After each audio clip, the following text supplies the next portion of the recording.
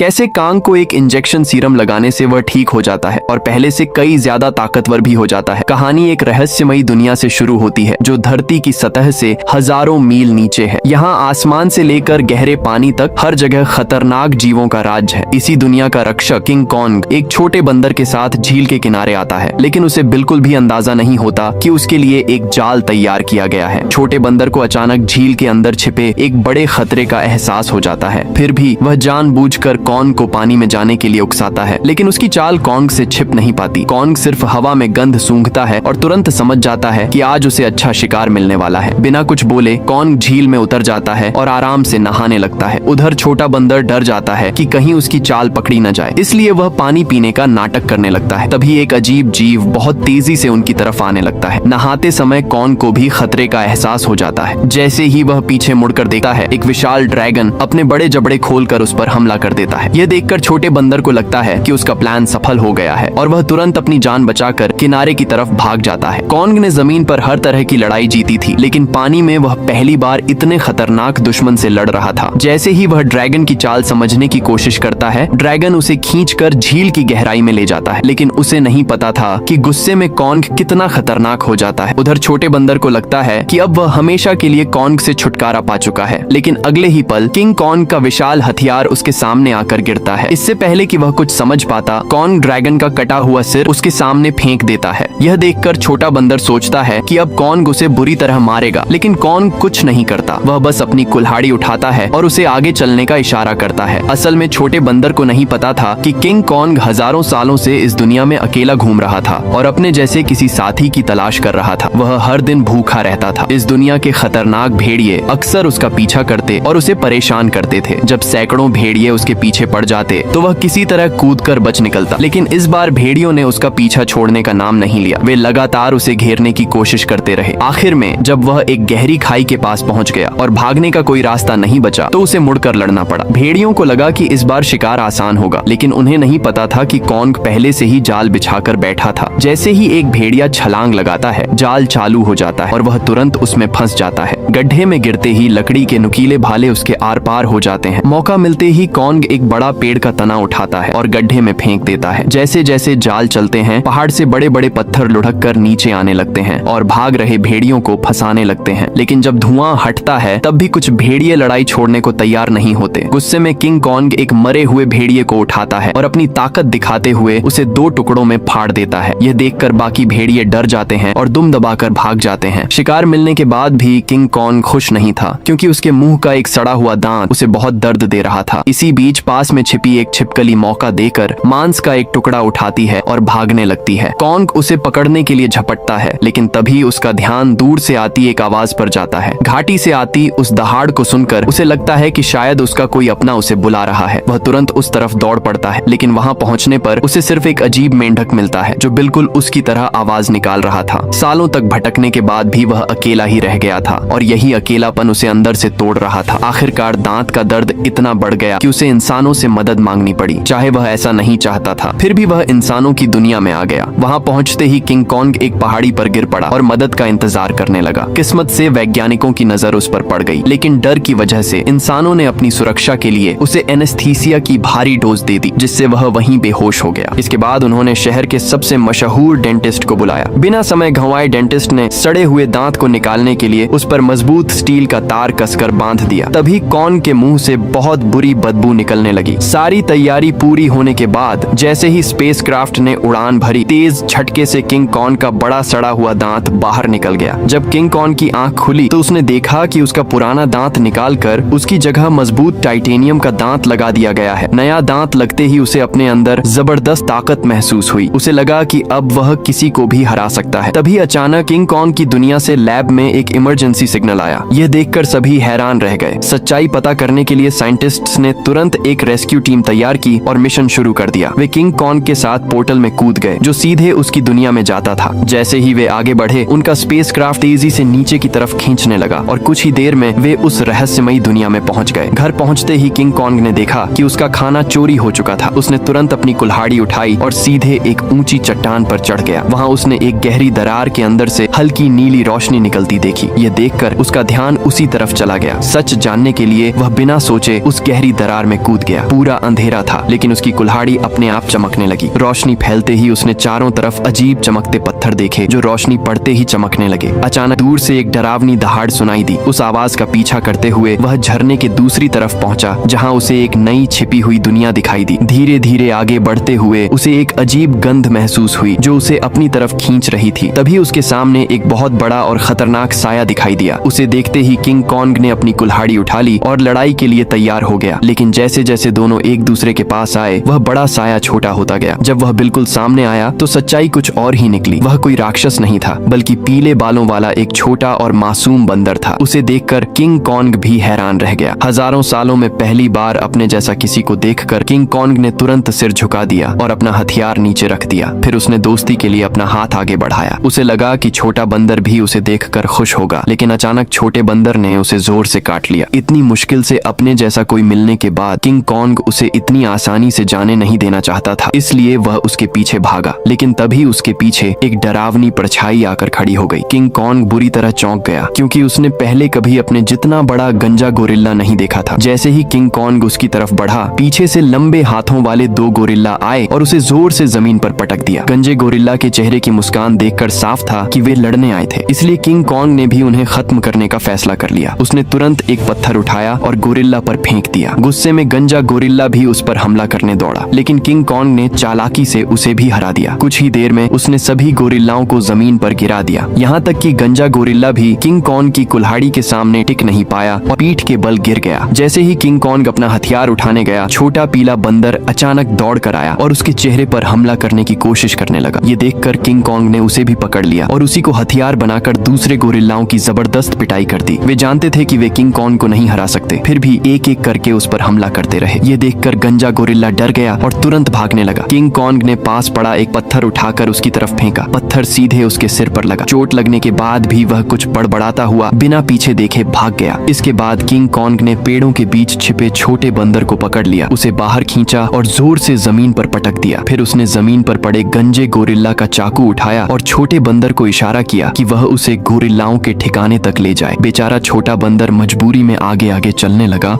और king Kong उसके पीछे चल पड़ा। जैसे जैसे वे अंदर जाते गए, उन्हें कई खतरनाक जानवर दिखाई देने लगे। बाहर से यह जगह शांत लग रही थी, लेकिन हर कदम पर खतरा छिपा था। बचने के लिए छोटे बंदर ने चालाकी से किंग कॉन्ग को उस जगह पहुंचा दिया जहां एक विशाल ड्रैगन रहता था, लेकिन उसे नहीं पता था कि उसकी चाल किंग कॉन्ग के सामने ज्यादा देर नहीं टिकेगी। अचानक विशाल ड्रैगन सामने आ गया, लेकिन डरने के बजाय किंग कॉन्ग ने कुछ ही मिनटों में उसे मार गिराया और फिर आराम से बैठकर उसे खाने लगा। यह देखकर छोटा बंदर भी उसके पास आना चाहता था, लेकिन डर की वजह से हिम्मत नहीं कर पाया। उसकी हालत देखकर किंग कॉन्ग ने खुद मांस का एक टुकड़ा तोड़ा और उसकी तरफ बढ़ा दिया। फिर भी छोटा बंदर उस पर भरोसा नहीं कर पाया। यह देखकर किंग कॉन्ग को गुस्सा आ गया। उसने मांस का टुकड़ा जमीन पर फेंक दिया, जैसे कह रहा हो, खाना है तो खाओ, नहीं तो रहने दो। भूखा बंदर तुरंत मांस खाने लगा। हर निवाले के साथ उसका नजरिया बदलने लगा। अब उसे लगने लगा कि किंग कॉन्ग उतना बुरा नहीं है जितना उसने पहले सोचा था। धीरे धीरे उसने हिम्मत जुटाई, किंग कॉन्ग के पास आकर बैठ गया और दोनों ने शांति से साथ समय बिताया। उस पल ये बिल्कुल ऐसा लग रहा था जैसे कोई पिता अपने बच्चे के साथ शांति से पल बिता रहा हो। लेकिन उन्हें अंदाजा नहीं था कि जैसे जैसे वे आगे बढ़ रहे थे, खतरा तेजी से उनकी ओर आ रहा था। जैसे ही वे और अंदर पहुंचे, किंग कॉन्ग ने आखिरकार अपने जैसे जीव देखे, लेकिन उन्हें बहुत बुरा लगा जब देखा कि वे कितनी बुरी हालत में रह रहे थे। उन सभी को दिन भर कड़ी मेहनत करने के लिए मजबूर किया जाता था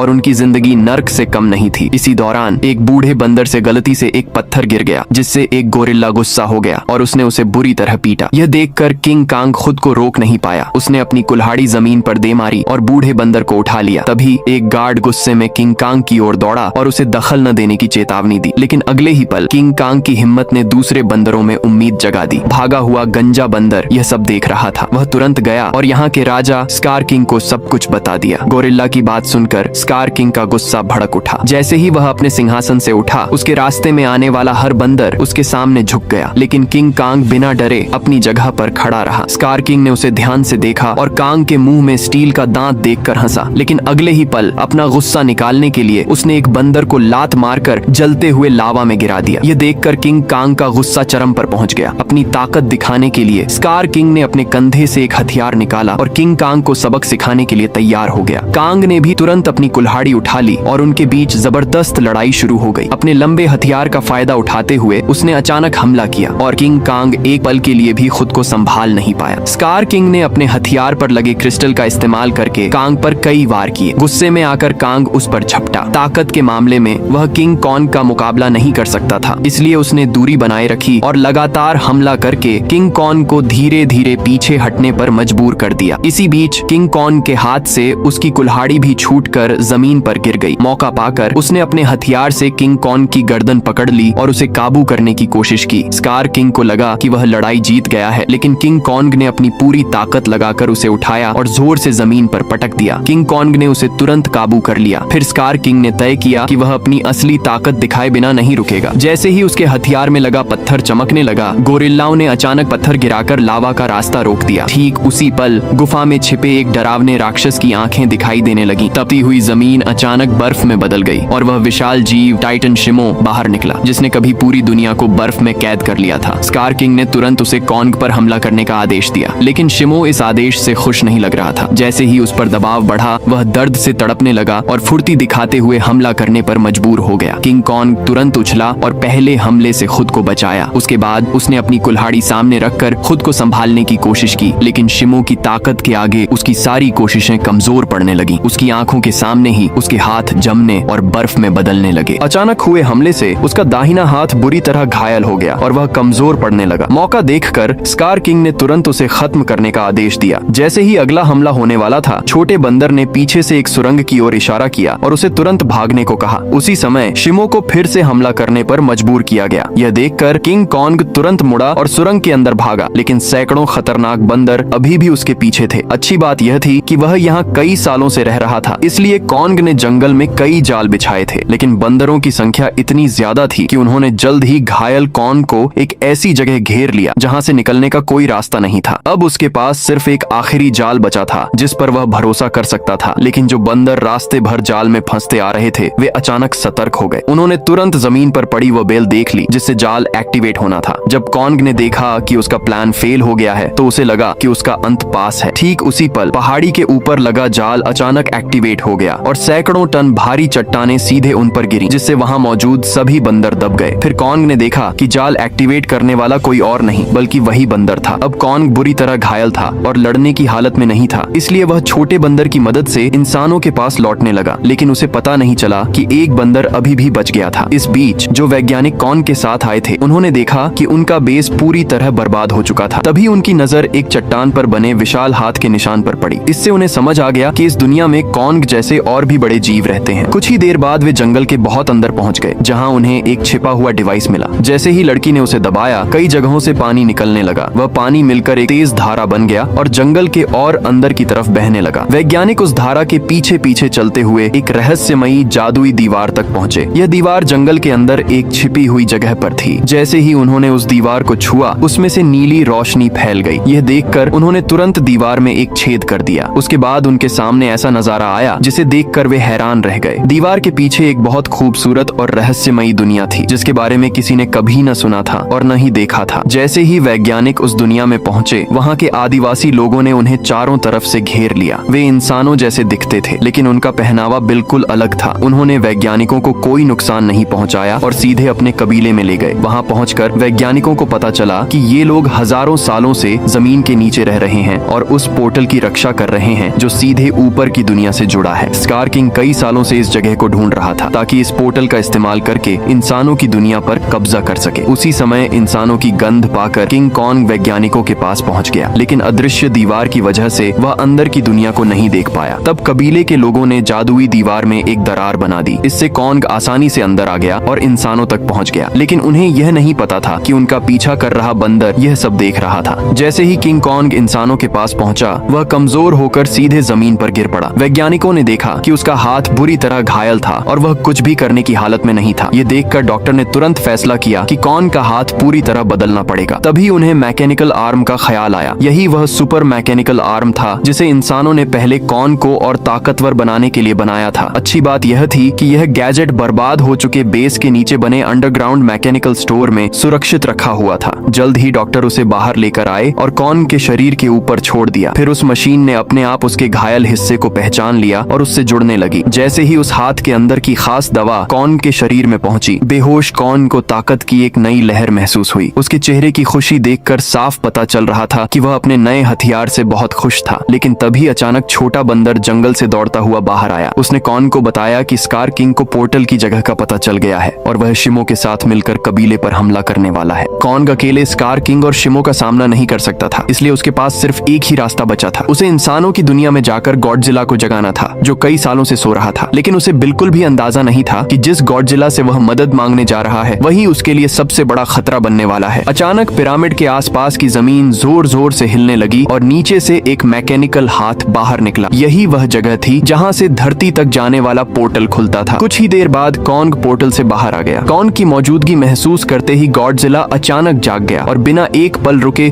सीधे उसकी तरफ बढ़ने लगा। जैसे ही वह कॉन्ग के पास पहुंचा, उसे लगा कि कॉन्ग उसे चुनौती देने आया है, इसीलिए बिना एक सेकंड गंवाए वह पूरी रफ्तार से उस पर टूट पड़ा। उसकी आंखों का गुस्सा साफ बता रहा था कि वह कॉन्ग को जिंदा नहीं छोड़ेगा। गॉडजिला को अपनी तरफ आते देखकर कॉन्ग ने उसे समझाने के लिए अपना हाथ उठाया, लेकिन गॉडजिला कुछ भी सुनने के मूड में नहीं था। उसने सीधे कॉन्ग को जोरदार टक्कर मारी और उसे सैकड़ों मीटर दूर फेंक दिया। जब गॉडजिला नहीं रुका तो कॉन्ग ने उसे शांत करने के लिए पीछे से हमला किया, लेकिन गॉडजिला की आंखों में रेत चली गई, जिससे वह और भी ज्यादा गुस्से में आ गया। वह मुड़ा, उसने कॉन्ग का हाथ अपने जबड़ों में दबोच लिया और उसे जोर से जमीन पर पटक दिया। इससे कॉन्ग बुरी तरह लड़खड़ा गया। कॉन्ग अभी संभल भी नहीं पाया था कि गॉडजिला फिर से उस पर टूट पड़ा। जब बातों से कुछ नहीं हुआ तो कॉन्ग ने भी जोरदार पलटवार शुरू कर दिया। हालांकि गॉडजिला अपने सबसे ताकतवर रूप में था, लेकिन मैकेनिकल आर्म की ताकत मिलने के बाद कॉन्ग भी अब किसी से कम नहीं था। लेकिन जब कॉन्ग को समझ आ गया कि वह गॉडजिला को हरा नहीं पाएगा, तो उसने बिना एक पल गंवाए उसे पकड़ लिया और जबरदस्ती पोर्टल की तरफ खींचने लगा। दूसरी तरफ आदिवासी लोगों ने स्कार किंग को रोकने के लिए पानी में एक खास लाल लिक्विड मिला दिया। जैसे ही वह लिक्विड पानी में घुला, एक जादुई बदलाव शुरू हो गया। एक सिस्टम चालू हो गया जिसने दो विशाल पिरामिडों को आपस में जोड़ना शुरू कर दिया। जैसे ही दोनों पिरामिड जुड़ने लगे, कुछ समय के लिए ग्रेविटी खत्म हो गई। इससे सब हवा में तैरने लगे और स्कार किंग के लिए पोर्टल तक पहुंचना लगभग नामुमकिन हो गया। लेकिन पिरामिड पूरी तरह जुड़ने से पहले ही स्कार किंग वहां पहुंच गया। वहां पहुंचते ही उसने उस एंटी ग्रेविटी सिस्टम को पहचान लिया। उसने तुरंत शिमो को आदेश दिया कि वह बर्फ से पिरामिडों के बीच का रास्ता बंद कर दे। अचानक पोर्टल से एक तेज रोशनी निकली और जमीन पर आ गिरी। अगले ही पल गॉडजिला और कॉन्ग मलबे को तोड़ते हुए बाहर आ गए। जैसे ही गॉडजिला की नजर शिमो और स्कार किंग पर पड़ी, वह समझ गया कि कॉन्ग उसे यहाँ क्यों लाया है। इसलिए बिना एक पल रुके वह कॉन्ग के साथ मिल गया और दोनों उन पर टूट पड़े। दूसरी तरफ स्कार किंग भी शिमो के साथ उनकी तरफ बढ़ने लगा। दोनों तरफ कोई भी कमजोर नहीं था। जैसे ही चारों आमने सामने आए, उसी समय बर्फ टूट गई और दोनों पिरामिड आपस में टकरा गए। उस टक्कर से निकली लहर ने पूरी जगह की ग्रेविटी खत्म कर दी। सब हवा में तैरने लगे, लेकिन फिर भी गॉडजिला बिना ग्रेविटी के तेजी से बचते हुए शिमो की तरफ बढ़ता रहा। उधर चालाक स्कार किंग ने कॉन्ग की कुल्हाड़ी उठा ली और उसी से उस पर हमला कर दिया, लेकिन कॉन्ग ने अपने मैकेनिकल हाथ से उसके हर वार को रोक दिया। कुछ ही देर में हालात बदल गए